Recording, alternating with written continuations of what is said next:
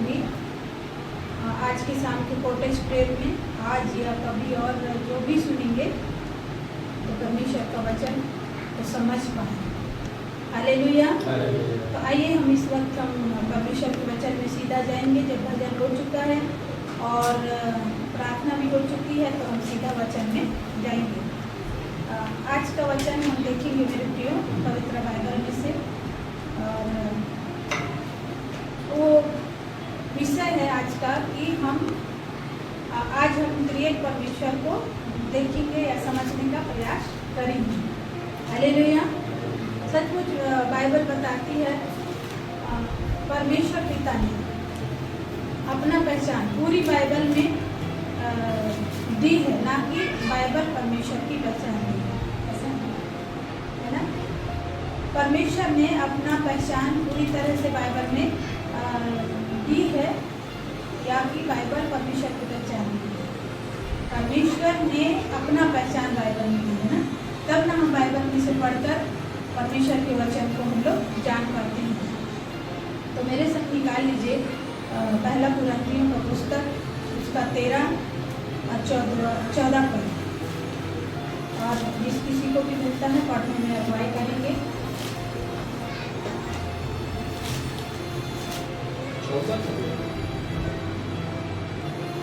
13 का 14 पहला कुरिन्थी दूसरा कुरिन्थी का पुस्तक उसका 13 और 14 पद।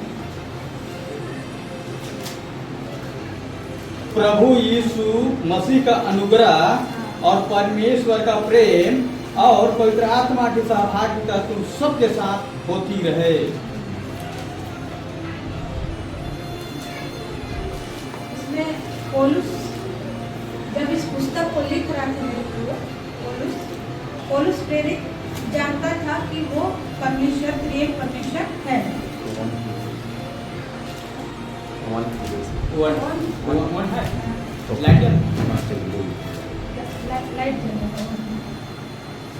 तो परमेश्वर पिता का धन्यवाद हो, उसने अपने दास पौलुस के द्वारा इन बातों को बताया। हालेलुया। और पौलुस जब अपना पत्री में लिखता है तो वो 3 तरह के बातों को गौर करता है, जो हो चुका है और जो हो रहा है और जो होने वाला है। आगे ऐसे भी बताता है और बोलता है कि परमेश्वर पिता का प्रेम है ना, ऐसी है ना भैया, पढ़ दीजिए। प्रभु यीशु मसीह का अनुग्रह और परमेश्वर का प्रेम और पवित्र आत्मा की सहभागिता तुम सबके साथ होती रहे। और जैसे कि हमने जानते हैं परमेश्वर पिता आते 3 अस्तित्व में है, वो भी अलग अलग। तो बाइबल बताती है हम मिट्टी हैं और मिट्टी परमेश्वर को पूरी तरह से नहीं जान सकता जितना उसको जानना चाहिए, लेकिन परमेश्वर ने अपने लोगों के लिए जितना वो कर पाया है और हमें जितना समझ दे पाई है उतना हम सीख सकते हैं। तो इस प्रकार परमेश्वर का वचन लिखा हुआ है दूसरा कुरिन्थी 13 का 14 में, जैसे कि अभी भैया ने पढ़ा। और जब आप लोग वीडियो भी देखेंगे तो देखने वाले भी खोल के अपने बाइबल में से देख सकते हैं जो पौलुस का पत्री है, और पौलुस ने पवित्र आत्मा के प्रेरणा से इन सब बातों को लिखा हुआ है। हालेलुया। और हम देख लेंगे मेरे प्रियो, इस वक्त हम और देखेंगे पहला कुरिन्थी की पुस्तक, उसका 2 अध्याय और 10वां अध्याय उसका 16 पद। पहला कुरिन्थी का पुस्तक उसका 10 अध्याय 16 पद। वह धन्यवाद का कटोरा जिस पर हम धन्यवाद करते हैं, क्या मसीह के लहू की सहभागिता नहीं? वह रोटी जिसे हम तोड़ते हैं, क्या वह मसीह के देह की सहभागिता नहीं? इसलिए कि एक ही रोटी है तो हम भी जो बहुत हैं एक देह हैं, क्योंकि हम सब उसी एक रोटी में भागी होते हैं। तो यहाँ पर पौलुस बोलता है कि पहला कुरिन्थी का पुस्तक उसका 10वां अध्याय उसका 16वां पद में बोलता है, क्योंकि यह धन्यवाद का कटोरा जिस पर हम धन्यवाद करते हैं, क्या मसीह के लहू की सहभागिता नहीं? क्वेश्चन मार्क है ना। सचमुच मसीह यीशु का लहू में सहभागी होना, उसकी मृत्यु में सहभागी होना और उसके हर एक गुण में हमें सहभागिता होना, ये हमारा कर्तव्य है। क्योंकि परमेश्वर ने हम सभी को ये दिया है कि हम पृथ्वी में रहकर भी क्या करें, परमेश्वर की सहभागिता में हम बने रहें। एक बार यूहन्ना का पुस्तक उसका 15 का 17 7-8 वो पढ़ दीजिए भैया। हमारा लिस्ट में नहीं है लेकिन अभी अगुवाई हो रहा है कि परमेश्वर पिता ने मनुष्यों को क्या बख्शा है और क्या बोला है। यूहन्ना 15 उसका 5, 6, 7। मैं दाखलता हूँ तुम डालियाँ हो, जो मुझ में बना रहता है और मैं उसमें, वह बहुत फल लाता है, क्योंकि मुझसे अलग होकर तुम कुछ भी नहीं कर सकते। यदि कोई मुझ में बना रहे तो वह डाली के समान, यदि कोई मुझ में बना ना रहे तो वह डाली के समान फेंक दिया जाता और सूख जाता है, और लोग उन्हें बटोरकर आग में झोंके देते हैं और वे जल जाते हैं। यदि तुम मुझ में बने रहो और मेरा वचन तुम में बना रहे, तो जो चाहो मांगो वह तुम्हारे लिए हो जाएगा। हमको बने रहना उस त्रिएक परमेश्वर में है और उसकी त्रिएकता को हमें समझना है। और जब हम उसमें बने रहेंगे तो यीशु ने कहा, जब तुम मुझ में बने रहो और मेरी बातें तुम में बनी रहे, तो इस संसार में जो कुछ भी पिता से मांगोगे वो तुम्हारे लिए हो जाएगा। सचमुच मेरे प्रियो, कोई भी पेड़ अगर डाली में, कोई भी डाली अगर पेड़ में बना ना रहे तो वो अपने आप से नहीं फल सकती। वैसे ही हमारा प्रभु यीशु मसीह पेड़ है। तो हम जान रहे हैं, हम आप सब कोई एक परमेश्वर को मानता है, तो कोई दो परमेश्वर को मानता है, तो कोई बोलता है सबको मिला के एक ही है, वो ओनली फॉर यीशु ही है, ओनली जीसस। तो जितना हम पिता को मानते हैं उतना ही हमें पुत्र को भी मानना है, जितना हम पुत्र को मानते हैं उतना ही हम पिता को मानना है। जैसे कि हमारा शरीर में हम है एक, लेकिन हमारा कार्य 3 है और हम 3 चीज़ों से ही हम एक बने हुए हैं। वैसे ही हमारा परमेश्वर पिता है जो त्रिएक परमेश्वर है और उसने अपनी पूरी पहचान इस बाइबल में दी है। वो परमेश्वर कैसा है, वो परमेश्वर क्या है, वो परमेश्वर क्या करता है और लोगों के लिए क्या लाभदायक है ना। जैसे एक पेड़ का खासियत होता है, वैसे ही हमारा परमेश्वर पिता का भी एक बहुत बड़ा गुण है पिता मेरे प्रिय, जो वो सृष्टि करता है और वो सृष्टि को बनाने वाला है, तो उसका बनाने वाला भी अवश्य ही वो बहुत बड़ा है। तो उसको समझना हमारे लिए कठिन हो सकता है, लेकिन हमें समझने के लिए बाइबल दी गई है। और बाइबल ही नहीं, केवल परमेश्वर का आत्मा भी हमें दिया गया है जो हमारे हृदयों में है। अब हम आगे और देखेंगे वचनों को कि त्रिएक शब्द बाइबल में नहीं है, लेकिन पूरे बाइबल में त्रिएक परमेश्वर है ना। आप सब जान रहे हैं, मैं इन बातों को हम सब ने सीख के आया है, मैं जान रही हूँ, लेकिन हमारा एक मुद्दा अलग ही है क्योंकि वीडियो रिकॉर्ड हो रहा है और जो भी देखेंगे तो कई तरह के लोग देखेंगे, तो उनको लगेगा ना त्रिएक परमेश्वर खोज के बताओ कहाँ लिखा है बाइबल में, यही बोलते हैं ना भैया। हम जो जितना हम लोग जान पाते हैं, जितना परमेश्वर का प्रकाशन हमें दे चुका है और जितना देने का समझ, बताने का समझ हमारे अंदर आ चुकी है पवित्र आत्मा के द्वारा, उतना हम लोग समझ पाते हैं और बोल पाते हैं। तो ऐसे अगर कोई है कि त्रिएक शब्द बाइबल में लिखा हुआ है, निकाल के बताओ, तो उनको मैं कहना चाहूँगी कि त्रिएक शब्द बाइबल में नहीं है, लेकिन पूरे बाइबल में त्रिएक परमेश्वर है। और जब ये कंफ्यूज होते हैं ना लोग जो नहीं समझ पा रहे हैं, उन लोगों के लिए भी एक एक उनके गलत सोच और अधूरा ज्ञान भी हो सकती है ना। जैसे कि हम पूरी तरह के समझ नहीं पाए हैं और कुछ वचनों को समझ पाए हैं और हम उसमें क्या कर रहे हैं, अपना मुद्दा खड़े करते रहे। तो ऐसा नहीं है मेरे प्रिय भाई बहन, बाइबल को समझिए, कॉन्टेक्स्ट में पढ़िए और उस परमेश्वर को देखिए कि 3 एंगल से कि परमेश्वर क्या है और कैसे है, आगे भी क्या है। क्योंकि बाइबल बताती है परमेश्वर आज और कल और युगानुयुग एक सा है, उसका काम एक से है, लेकिन वो हमारे व्यक्तिगत हमारे साथ वो अलग अलग तरीका के काम कर सकता है। तो मैं बताना चाहूँगी सब लोग त्रिएक परमेश्वर को क्यों नहीं समझ पाते हैं और त्रिएक परमेश्वर पर विश्वास पूरी रीति से क्यों नहीं कर पाते हैं।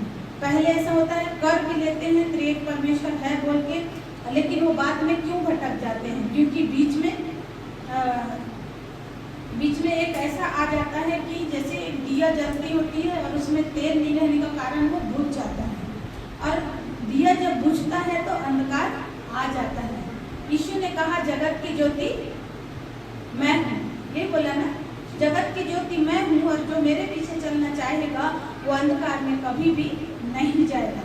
तो जब हम उस जगत की ज्योति में होकर चलते हैं, परमेश्वर का ज्योति में हम लोग चलते हैं और उस ज्योति से अगर हम हट जाते हैं तो अवश्य है कि हमारे अंदर अंधकार क्या बोलते हैं, अंधकार हावी हो जाएगा। और अंधकार जब हावी हो जाएगा तो फिर हमारा मन में फिर सोच आने लगेगा, तरह तरह का आने लगेगा कि कई वचनों को ये ऐसा है तो वो ऐसा है, हम लोग बोल सकते हैं। हालेलुया। तो परमेश्वर पिता का धन्यवाद है मेरे प्रियो। इन लोग जो नहीं समझ पा रहे हैं उन लोगों के लिए मैं बोलना चाहूँगी, हम लोग समझते हैं त्रिएक परमेश्वर है और वो 3 तरह के हमारे जीवन में भी काम करता है और हम खुद भी 3 तरह से बने हुए हैं, शरीर है, प्राण है, आत्मा है। हालेलुया। और यदि हमारा शरीर कितना ही सुंदर क्यों ना हो, हमारा शरीर कितना ही ताकतवर क्यों ना हो, लेकिन अगर सही और गलत को समझने के लिए हमारा आत्मा अगर काम नहीं कर रहा है तो बाइबल क्या बोलती है, आत्मा बिना शरीर क्या है, मरा हुआ है। हालेलुया। जैसे कि बोलेंगे जिंदा मुर्दा जो कोमा में चल जाते हैं, वो दिखते हैं, देखते हैं, हाथ पैर हिलता है पर बोल नहीं पाते हैं, वैसे हमारा शरीर है जो आत्मा बिना हमारा शरीर भी मरा हुआ है। परंतु आत्मा में भी जिंदा रहना, हमको शरीर में भी जिंदा रहना है और हमारा शरीर का उतना ही देखभाल करना है जितना कि हमको देखना चाहिए। तो ये लोग त्रिएक परमेश्वर को समझने में कंफ्यूज इसलिए हो जाते हैं क्योंकि जो इनका जो गुरु होता है, इनका जो मसीहत को स्थापना करने वाला एक भविष्यवक्ता हो, चाहे फिर वो एक लीडर हो, चाहे वो टीचर हो, चाहे वो टीचर हो, वो संस्था में रहता है और संस्था के अनुसार उन लोग को चलाता है और संस्था के अनुसार ही यीशु मसीह को आगे बताता है कि यदि हमारा संस्था ये मानता है तो हमको ऐसा मानना चाहिए। तो जो संस्था के अंदर में रहते हैं वो लोग बंध जाते हैं, संस्था से बंध जाते हैं। लेकिन बाइबल बताती है कि हम ना कोई समय से बंधे हैं, ना ही तो कोई दिन से हम बंधे नहीं हैं। सब दिन, सब समय, सब घंटा, सब सेकंड, मिनट हमारे लिए उतना ही बराबर है जितना कि कल का बीता हुआ दिन है। और अभी का जो 6 बजे हमारा साथ बीत गया वो भी उतना ही जरूरी है जितना अभी 9 बजने वाला है। हालेलुया। तो न दिन न समय हमारे लिए बिल्कुल भी डिपेंड नहीं करता है। लेकिन जो मसीहत में एक ही बात गड़बड़ है कि संस्था वाले ने संस्था के अनुसार यीशु मसीह का परिचय देता है, पर इसमें बहुत बड़ा गड़बड़ है। जब संस्था वाले संस्था के अनुसार से अगर परिचय देता है तो वो जो पब्लिक होती है ना, वो संस्था के अनुसार ही यीशु मसीह को जानता है। लेकिन क्या पहली सदी की कलीसिया जब पौलुस पतरस ये सब प्रचार करते थे और वो घर में जाके ढूंढते थे अगर ये बंदा बोला है तो वही वचन है कि नहीं है। अगर हम ऐसा ही छानबीन करने लग जाएं तो हम लोग भी त्रिएक परमेश्वर को समझ जाएंगे। हालेलुया। तो संस्था जो बताती है, संस्था जो कहती है उसके हिसाब से वो लोग जानते हैं, पर हमारा ये हिसाब नहीं है क्योंकि हमें संस्था उद्धार नहीं देती है, ना ही संस्था हमें स्वर्ग राज में ले जाएगा। अगर ले जाएगा तो परमेश्वर ही हमें स्वर्ग राज में ले जाएगा। हालेलुया। हालेलुया। यहाँ तक ठीक आप लोग समझ पा रहे हैं भैया भाभी, है ना। अब हम आगे और देखेंगे यूहन्ना का पुस्तक 1 उसका 18 और यूहन्ना 1:17 और भी पढ़ देंगे और हम इस तरह परमेश्वर के वचन को देख के हम समझ पाए। परमेश्वर को किसी ने कभी नहीं देखा, एक लौता पुत्र जो पिता की गोद में है उसी ने उसे प्रकट किया। जी, यूहन्ना 1:18 आप पढ़ते समय एक बार रेफरेंस को जरूर बोल दीजिएगा। यूहन्ना 1:18 यूहन्ना का पुस्तक उसका 1:18 परमेश्वर को किसी ने कभी नहीं देखा, एक लौता पुत्र जो पिता की गोद में है उसी ने उसे प्रकट किया। अब यूहन्ना 1:17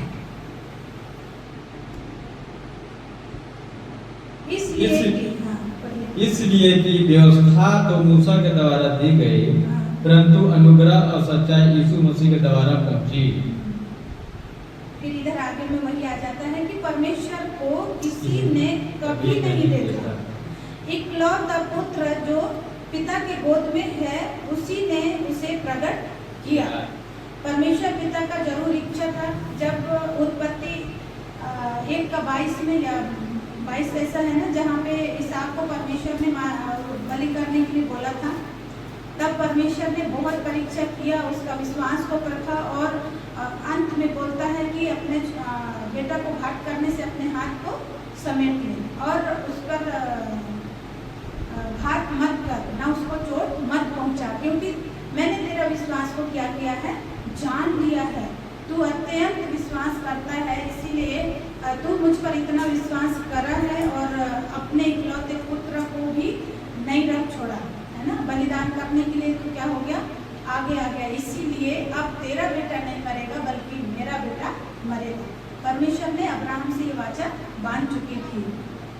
इसीलिए परमेश्वर ने उस योजना को पूरा करने के लिए हमारे बीच में यीशु मसीह को भेजा, और जब यीशु मसीह को भेजा तो वो पिता का भी काम करता था। और जब चेला लोग पूछते थे कि तू किस अधिकार से काम करता है, तो बोलता था कि जो पिता को मैं देखता हूँ काम करते हुए उसी को मैं भी करता हूँ, बोलता था ना। तो इसीलिए यहाँ पे यूहन्ना 32वां दाता, जब इधर हम लोग और पढ़ते हैं ना, तो हमको पता चलता है कि यहूदी लोग बोलते थे कि क्या मसीहा तू ही है आने वाला कि और कोई है ना। उससे पहले यूहन्ना 32वां दाता ने इन बातों को बोल दिया कि क्योंकि उसकी परिपूर्णता में से हम सब ने प्राप्त किया है, 16 में लिखा है ना, सब ने प्राप्त किया है, अर्थात अनुग्रह पर अनुग्रह। इसलिए कि व्यवस्था तो मूसा के द्वारा दी गई, परंतु अनुग्रह और सच्चाई यीशु मसीह के द्वारा पहुंची, है ना। तो अनुग्रह अब आया यीशु मसीह के टाइम पे, और मूसा के समय व्यवस्था था जो मूसा ने खुद परमेश्वर से बातें करके परमेश्वर ने मूसा को दी थी, और मूसा ने इजराइलियों को दिया था परमेश्वर के प्रजा को। और परमेश्वर ने कहा कि इस तरह उन लोगों को बोला करना परमेश्वर और परमेश्वर की बातें बताना, ताकि वो मानेंगे तो उनके ऊपर आशीष आएगी और नहीं मानेंगे तो जोखिम में चला जाएंगे, ऐसे बोले थे। हालेलुया। तो हम लोग भी मेरे प्रियो, अगर हम सच्चाई को और अनुग्रह को, जितना ही सच्चाई है उतना ही सच्चाई को और अनुग्रह को भी हमको प्रेरित करना, उसके अनुसार हमें चलना और देखना है, ताकि हम क्या हो, हमारे ऊपर भी जोखिम ना आए। और परमेश्वर पिता ने बहुत सारे बातों को देकर हम सभी को नवाजा है, तरह तरह की बातें किया अपने दास भक्तों से, और इस युग में वो हम सब से बातें कर रहा है जो जिन्होंने नहीं जान रहे हैं। तो हमारा क्या है, हम सबसे ज़्यादा बाइबल में से देखें और बाइबल में से पढ़ें, क्योंकि हम संस्था के अनुसार हम चलने वाले नहीं हैं। क्योंकि बाकी लोग जो त्रिएक परमेश्वर को नहीं मानते हैं, उनके लिए ये वचन को मैं ज़रूर बोलना चाहूँगी कि त्रिएक परमेश्वर पिता को पुत्र से अलग ना करें और पुत्र को पिता से अलग ना करें। वो तीनों एक जैसे हैं और वो काम भी उनका बहुत भयंकर है। अगर पवित्र आत्मा नहीं होता तो हम आज यीशु को प्रभु अपने मुँह से अंगीकार नहीं करते, और ना तो कोई जानता कि यीशु ही प्रभु है। जैसे हम अन्य जातियों के बीच में बात करते हैं तो आज ही हम मैं बात कर रही थी तो मैं बोली आए सबने, कार्य सबने किया, अर्थात सब आए और मरे भी सब, लेकिन उनका पता नहीं चला। पर प्रभु यीशु मसीह ने आया, कार्य किया, अंधों को आंखें दिया, कोढ़ियों को चंगा किया, शुद्ध किया, मुर्दों को जिलाया, और फिर वो मरा भी, और मरा तो तीसरे दिन जी भी उठा। इसीलिए वो क्या है, वो जीवन दाता है कि मुर्दों में से जी उठा है। इसीलिए वो मुर्दों में से जी उठा है तो वो पहलौटा है, इसीलिए उसको पहलौटा ये बोले। तो कई कल्प ग्रुप वाले हैं कि यीशु मसीह हमारा बड़ा भाई है, इसीलिए वो पहलौटा है, और हम लोग छोटा भाई हैं, भाई बहन है, इसीलिए हम लोग को छोटा बोला गया है। ये बोलते हैं ना, जो वचन को कॉन्टेक्स्ट में नहीं पढ़ते हैं, वचन के सिद्धांत को नहीं जानते हैं, उन लोग भी ऐसे पास करते हैं यूट्यूब फेसबुक में इन वचनों को, लेकिन ऐसा नहीं है, छोटा बड़ा कुछ भी नहीं है। जितना ही परमेश्वर ने अपने पुत्र को हमारे लिए भेजा, उतना ही पुत्र हमसे उतना ही प्रेम करता है। इसीलिए तो बोला कि मित्र हर समय में साथ देता है, और मित्र ना अपने मित्रों के लिए जान देता है। इसीलिए मैं क्या करता हूँ, तुम्हारे लिए जान देता हूँ। तो हमारे लिए प्रभु यीशु मसीह ने जान दिया, इसके लिए हम परमेश्वर पिता का धन्यवाद देंगे।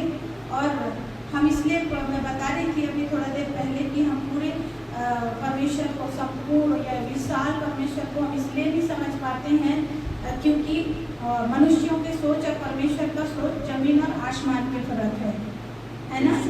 हम जानते हैं कि यशायाह भविष्यवक्ता की पुस्तक में परमेश्वर ने अपने दास के द्वारा बोला है कि तुम्हारा सोच और मेरा सोच एक जैसा नहीं है, और तुम्हारा विचार मेरा विचार एक सा नहीं है ना। तो हम उस बातों को देखेंगे एक बार फिर से। ये हम लोग क्यों नहीं समझ पाते हैं। व्यवस्था विवरण के पुस्तक उसका 29 में देखेंगे, 29 का 29, व्यवस्था विवरण का पुस्तक उसका 29 का 29। इस तरह पढ़ के हम और परमेश्वर की महिमा करेंगे और उसके वचनों को हम गहराई से जानने की कोशिश करेंगे। ये हमारा टॉपिक है, हम आज के लिए परमेश्वर को समझ पाएंगे। बातें हाँ, हमारे परमेश्वर यहोवा के वश में।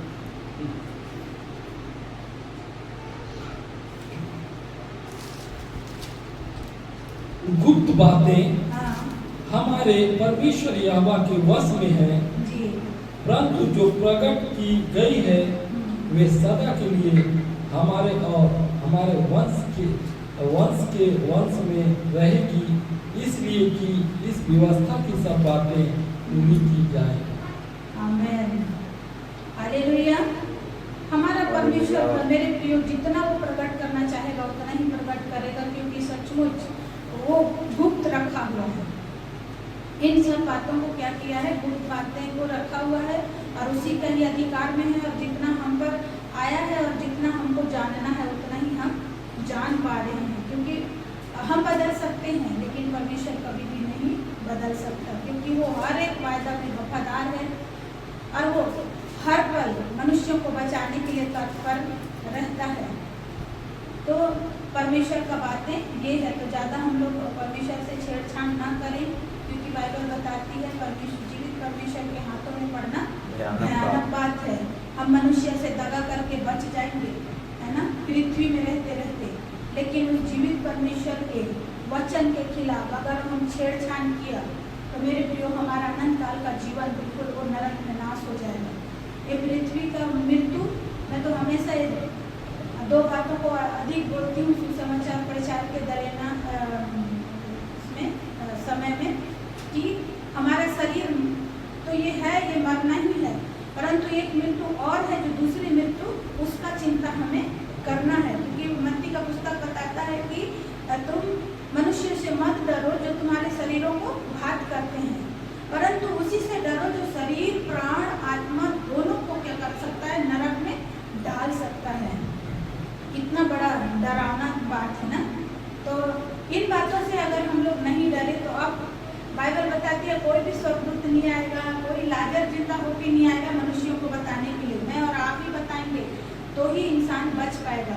क्योंकि इस तरह इसमें लिखा हुआ है व्यवस्था विवरण के 29 का 29 में, गुप्त बातें हमारे परमेश्वर यहोवा के वश में है, परंतु जो प्रकट की गई है वे सदा के लिए हमारे और हमारे वश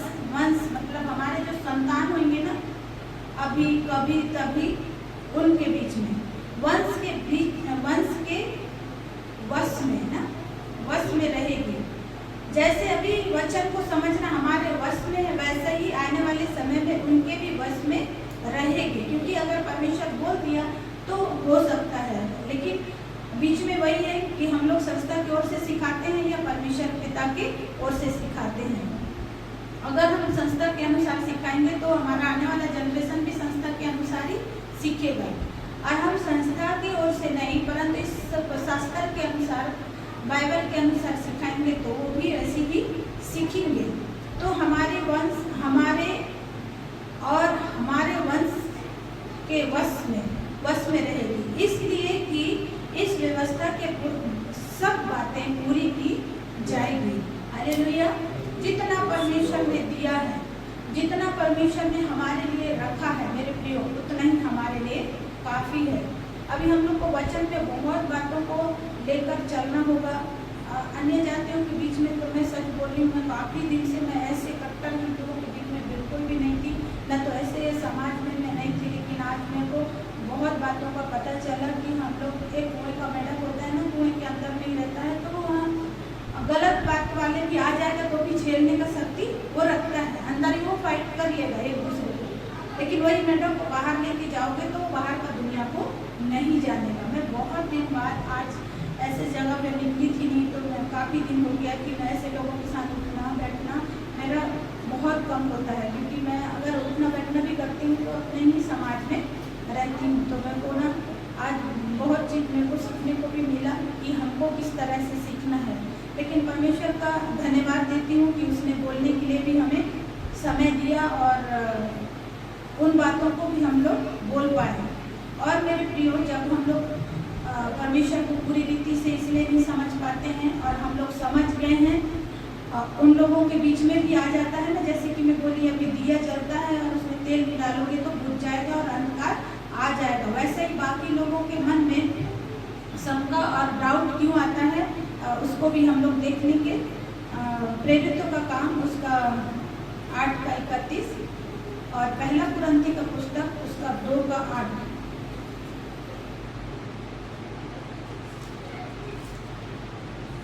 पहले पढ़ दीजिए भैया उसको, उत्पत्ति 3:15।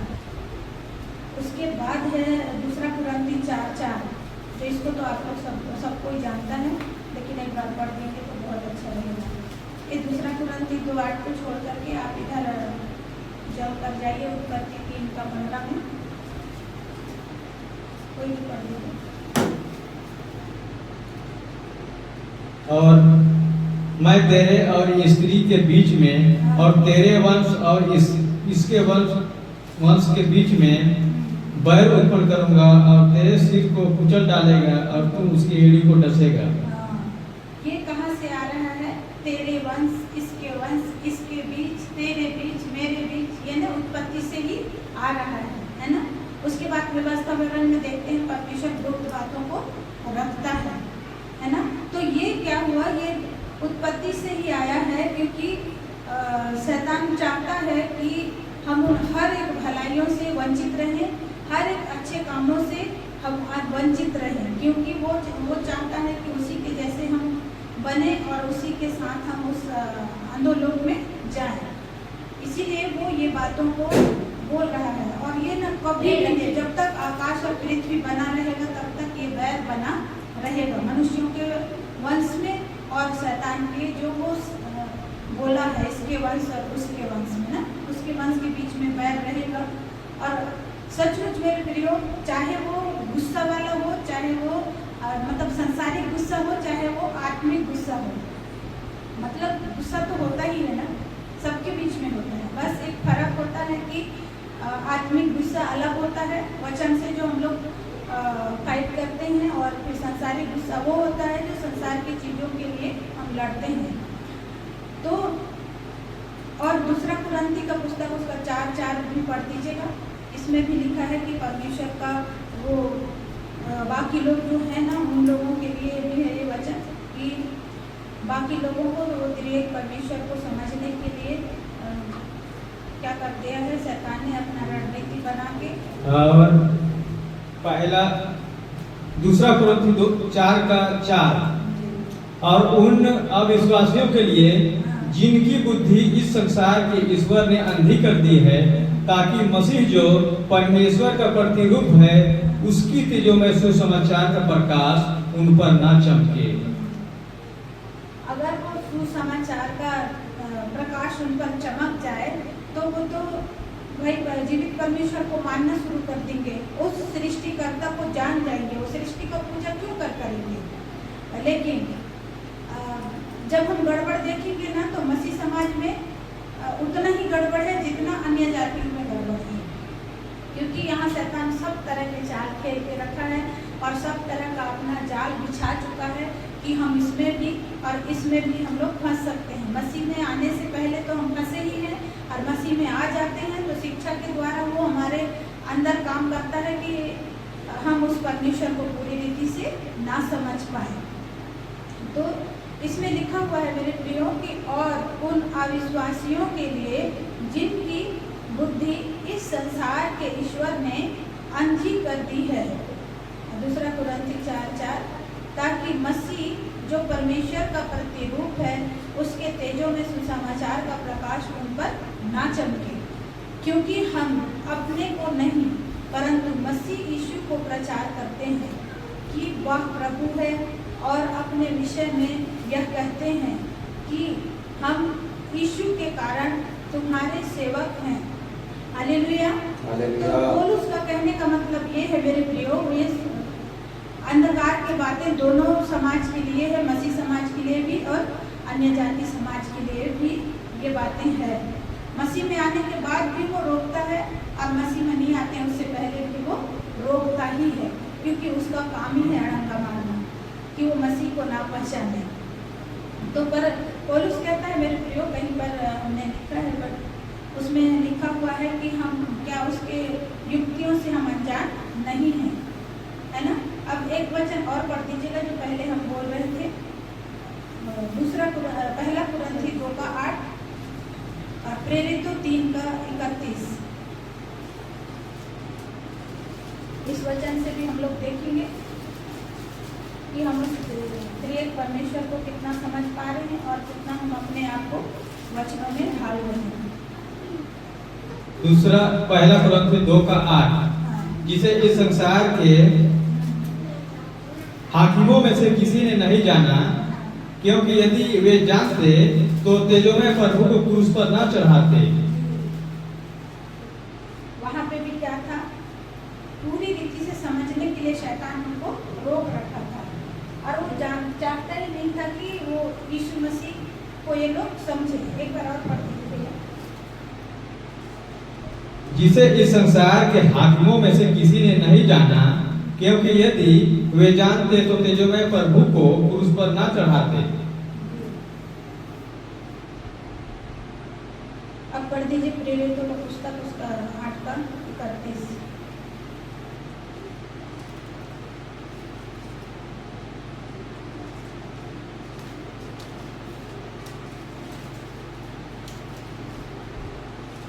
उसने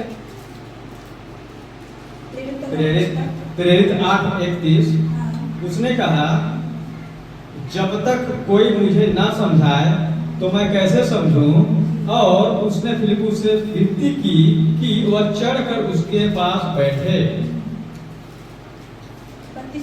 पवित्र शास्त्र का जो अध्याय वह पढ़ रहा था वह यह था, वह भेड़ों के समान वध होने को पहुंचाया गया और जैसा मेमना अपने ऊन कतरने वालों के सामने चुपचाप रहता है, वैसे ही उसने भी अपना मुंह ना खोला।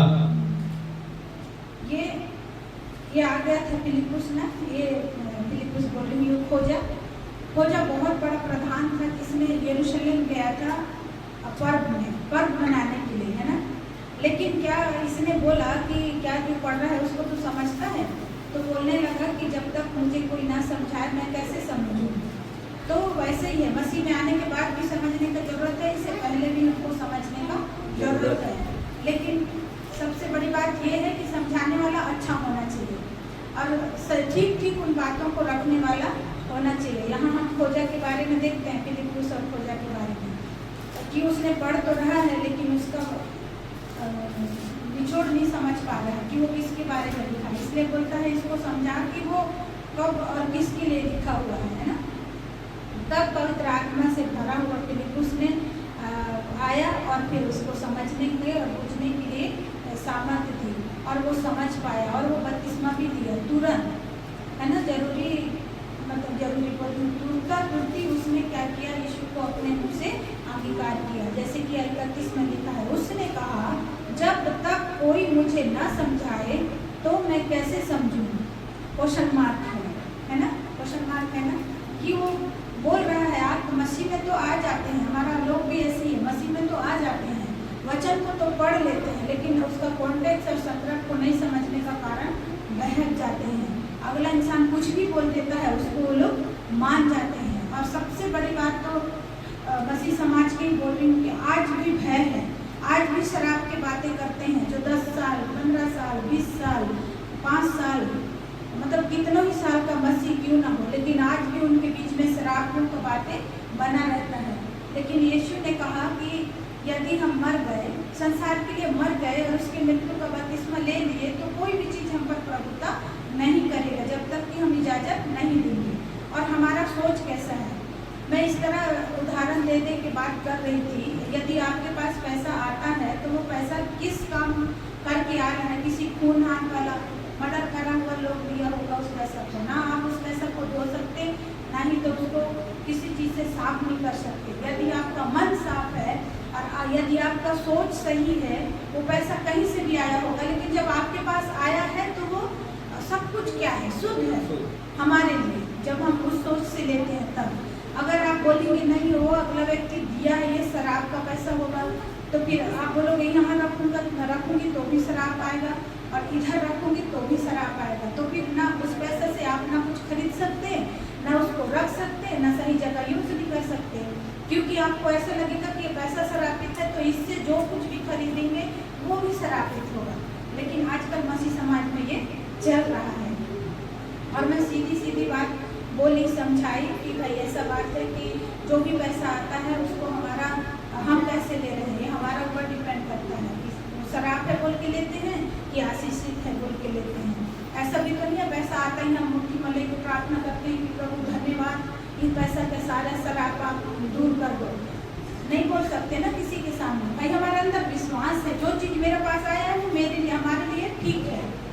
तो इस हिसाब से मेरे प्रियो, जब खोजा जा रहा था और वो पढ़ चुका है लेकिन वो यीशु मसीह के बारे में नहीं जाना था, वैसे ही जब तक कोई सही नहीं बताएगा वो भी नहीं जान पाएगा। आज के मसीह समाज भी ऐसे ही है, जब तक कोई त्रिएक परमेश्वर के बारे में सही नहीं समझाएगा वो त्रिएक परमेश्वर को समझेगा ही नहीं। कोई संस्था जैसे मानता है वैसे ही बताएगा तो फिर वो क्या हो जाएगा, भटक जाएगा और अपना अनंत काल का जीवन को खो देगा। तो इस तरह हमने प्रेरितों का पुस्तक उसका 8 का 31 भी पढ़ लिए और दूसरा कुरंती का पुस्तक उसका 2 का 8 भी हमने पढ़ा, जैसे कि भैया ने अभी पढ़े हैं। एक बार फिर पढ़िए भैया उसको। दूसरा पहला कुरंती 2 का 8 और एक जन और निकाल लीजिएगा मत्ती 11 का 3 और 11:6। पहला कुरंती 2 का 8, जिसे इस संसार के हाकिमों में से किसी ने नहीं जाना, क्योंकि यदि वे जानते तो तेजोमय प्रभु को क्रूस पर न चढ़ाते। उस जीवित परमेश्वर को जो प्रभु यीशु मसीह है, जिस है और इस है, जिस मतलब बाकी लोग जो उसको जान पा रहे हैं, परमेश्वर को जाने हैं। जिस बोलिएगा तो वो है जो जानते हैं, सच्चाई को जानते थे, वो ईश्वर को जानते थे, उन लोग हैं। और इस माने इस संसार के, तो संसार में कई तरह के लोग आ जाते हैं, अलग अलग विश्वास वाले, अलग अलग सोच विचार वाले आ जाते हैं।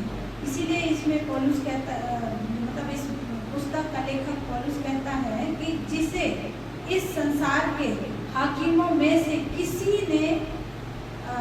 ने नहीं जाना, क्योंकि यदि वे जानते तो तेजों में प्रभु को क्रूस पर ना चढ़ाते।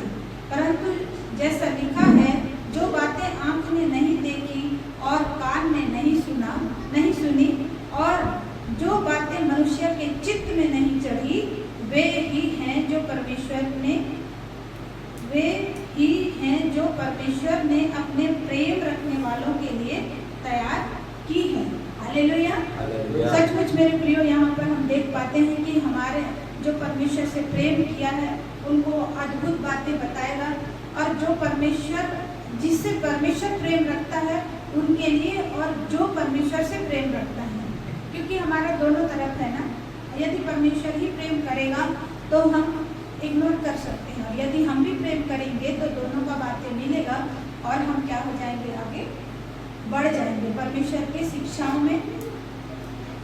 अब हम एक वचन और पढ़ेंगे, उसके बाद हमारा जो आज का वचन का सेक्शन है उसको हम अंत करेंगे। यूहन्ना का पुस्तक उसका 8:44, यूहन्ना रचित सुसमाचार 8 उसका 44 पद। यूहन्ना 8:44, तुम अपने पिता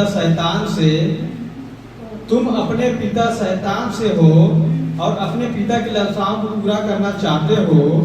वह तो आरंभ से हत्यारा है और सत्य पर स्थिर ना रहा, क्योंकि सत्य उसमें है ही नहीं। जब वह झूठा बोलता तो अपने स्वभाव ही से बोलता है, क्योंकि वह झूठा है और झूठ का पिता है। हालेलुया। तो बाइबल एक कोट करता है मेरे प्रियो शैतान के बारे में, और जो परमेश्वर को त्रिएक परमेश्वर होने के लिए डाउट करते हैं, ये सब उनमें आ जाएगा, क्योंकि उसने सृष्टिकर्ता परमेश्वर पर अविश्वास किया है, अंधविश्वास किया है। उसके कामों में भी वो क्या किया है, संदेह किया है, क्योंकि शैतान का काम ही है भरमाना।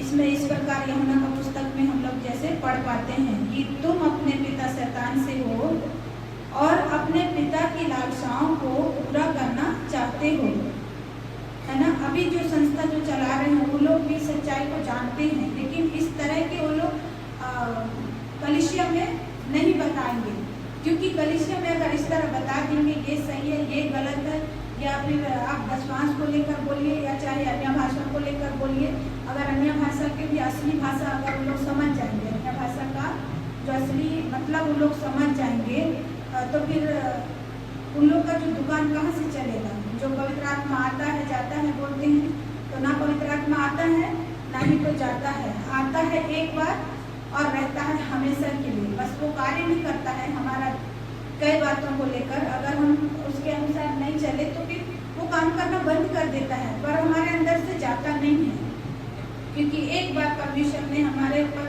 हमारे लिए बकस दिया और वो दे दिया, तो वो दोबारा नहीं जाता है, भले वो काम नहीं करता है। हालेलुया।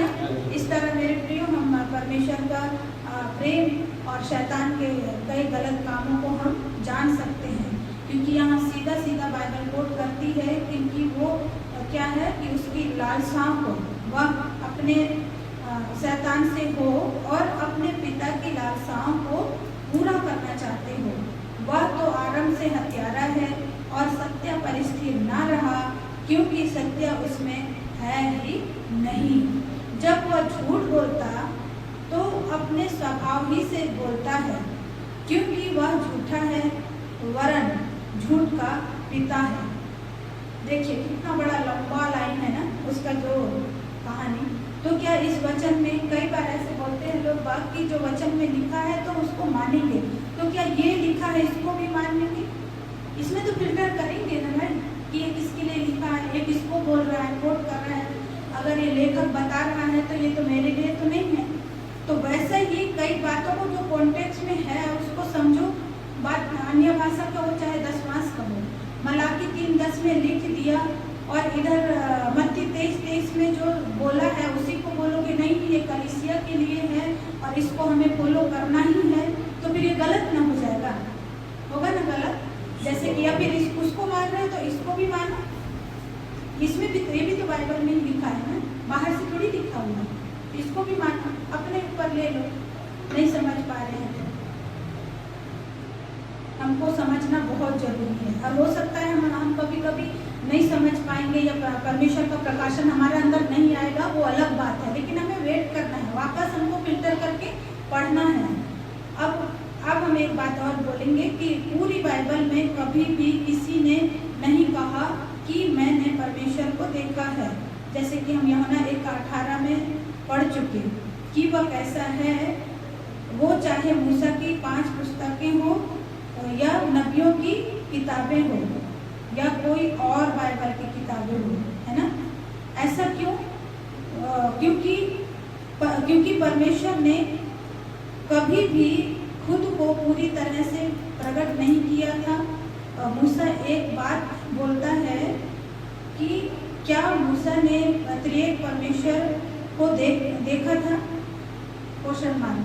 क्या मूसा ने अपनी 5 पुस्तकों में लिखा था?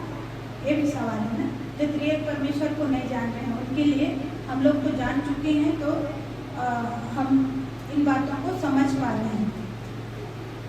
सचमुच मेरे प्रियो, त्रिएक परमेश्वर अपने आप को पूरी तरह से प्रकट नहीं किया है। जितना हमारे लिए ठीक है, जितना हमारे जीवन बचने के लिए ठीक है, उतना ही परमेश्वर ने दिया है। और सबसे बड़ी बात रही बात सुसमाचार प्रचार का, और जब तक हम उद्धारकर्ता ग्रहण नहीं करते हैं, रोमी 10:9 उसके अनुसार अगर हम उद्धारकर्ता ग्रहण कर चुके हैं तो हमारा ऊपर कोई श्राप नहीं आएगा, ना कोई भय नहीं रहेगा। चाहे हम कोई भी बिजनेस कर रहे हैं, हमारे पास कैसे भी नोट आ जाए, हम उसमें भय नहीं करेंगे।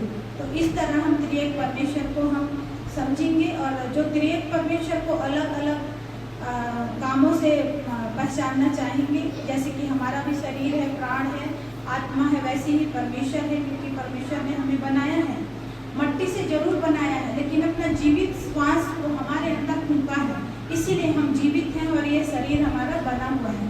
नहीं तो अभी जैसे कि मूर्ति को 10-10 लोग पकड़ के लेके जा रहे हैं, अगर ऐसे परमेश्वर हमें चित्र बना के छोड़ देता, अपना श्वास नहीं फूकता, तो आज भी हम लोग वैसे पुतला के नहीं रहते। जैसे कि नया नियम में हम देखते हैं कि तुम तो उस खड़े पुतला के समान हो जो ककड़ी के खेत में खड़े कर दिए गए हैं। ना तो वो हलचल करते हैं, ना कोई बातों को वो समझ नहीं पाते हैं। लेकिन वो जो चिड़ियों के लिए डरने के लिए रखा हुआ है, वैसे ही अगर आज अभी हम मसीह समाज में, मसीह में आने के बाद, उसके वचनों को समझने के बाद, अगर हम वो खेत में खड़े पुतला के समान है मेरे प्रियो, तो हमारा कोई भी लाभ नहीं होगा, ना मेरा ना मेरा परिवार का, ना समाज का।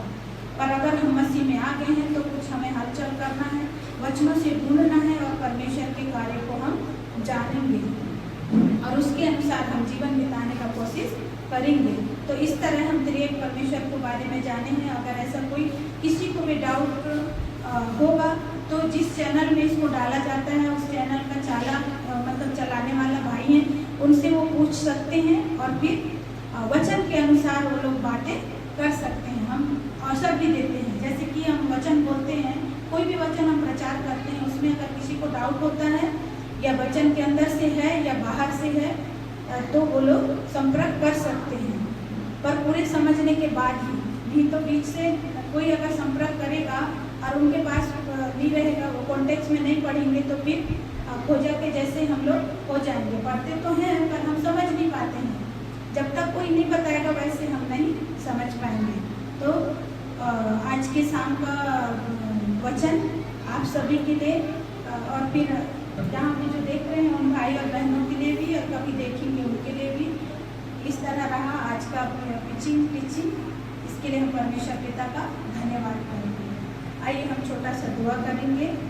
सर्वशक्तिमान दयालु पिता परमेश्वर, हम आपका धन्यवाद करते हैं प्रभु जी, और धन्यवाद के साथ हम अपने चरणों के निकट आते हैं खुदा बाप, जो जीवित वचन आपकी है।